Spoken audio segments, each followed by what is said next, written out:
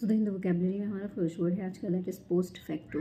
देखिए post facto का मतलब होता है, पोस्ट का मतलब बाद होता है, तो पोस्ट फैक्टो का मतलब होता है कि एक इवेंट हो जाने के बाद आपने बाद में कोई चीज़ करी है, ठीक है, जो चीज़ पहले हो चुकी थी उसके बाद आपने कोई चीज़ की है, दैट इज़ पोस्ट फैक्टो। हमारा जो नेक्स्ट वर्ड है आज का, दैट इज़ एक्स एंटे। इस एक्स एंटे में ना एक वर्ड आ रहा है ANTE, ये एक रूट वर्ड भी होता है और इस एंटे का मतलब होता है बिफोर।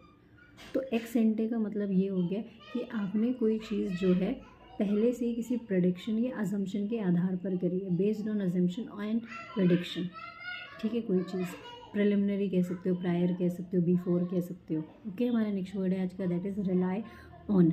रिलाई ऑन का मतलब होता है किसी पे निर्भर कर रहे हैं, ठीक है जी। सो बैंक ऑन कह सकते हैं, काउंट ऑन कह सकते हैं, डिपेंड ऑन कह सकते हैं आप इसके लिए, हिंज ऑन कह सकते हैं, लीन ऑन एक वर्ड होता है, बोल सकते हो। हमारा जो नेक्स्ट वर्ड है आज का, दैट इज़ रेप्लिकेट। रेप्लिकेट का मतलब होता है किसी की कॉपी करना। जैसा कि मैंने बताया कि पोस्ट फैक्टो का मतलब क्या हो गया कि एक चीज़ पहले हो चुकी थी, आपने उसके बाद कोई चीज़ दोबारा की है, तो रेप्लिकेट किया है, एक तरीके से कॉपी किया है, जो चीज़ पहले थी आपने उसका उसी का वर्जन निकाल दिया है ना, उसी जैसा। सो बेसिकली इसके लिए हम कॉपी कह सकते हैं, मिमिक कह सकते हैं, इमिटेट कह सकते हैं, क्लोन कह सकते हैं आप इसके लिए, सिम्युलेट कह सकते हैं, फोर्ज कह सकते हैं आप इसके लिए, ओके जी। हमारा जो नेक्स्ट वर्ड है आज का, दैट इज़ एबिस्मल। एबिस्मल का मतलब होता है कि बहुत बुरा है, कोई चीज़ बहुत घटिया है, ठीक है।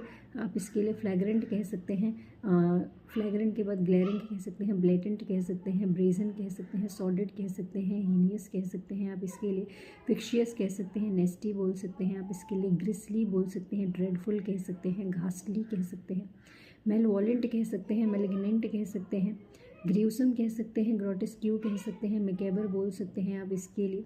आप बोल सकते हो एक तरीके से इसके लिए स्पाइटफुल कह सकते हैं आप इसके लिए, स्पाइटफुल के बाद डिस्पेकेबल बोल सकते हैं आप इसके लिए, अबॉमिनेबल कह सकते हैं, अबहॉरेंट कह सकते हैं, लोथ सम कह सकते हैं आप इसके लिए, ठीक है। ऑफुल कह सकते हैं, अपॉलिंग कह सकते हैं, वेरी बैड कह सकते हैं आप इसके लिए, ओके जी। हॉरेंडियस कह सकते हैं, ओके। हमारा जो नेक्स्ट वर्ड है आज का, दैट इज़ डिसीडेंट। डिसीडेंट का मतलब होता है कि एक ऐसा मतलब कोई इंसान जो है स्ट्रांगली अपोज करता है, स्पेशली किसी के सरकार के खिलाफ खड़ा होता है, किसी इंस्टीट्यूशन के खिलाफ खड़ा हो सकता है, एक तरीके से एक ऐसा इंसान जो अपनी आवाज़ उठाता है, ठीक है, विद्रोह करता है जो।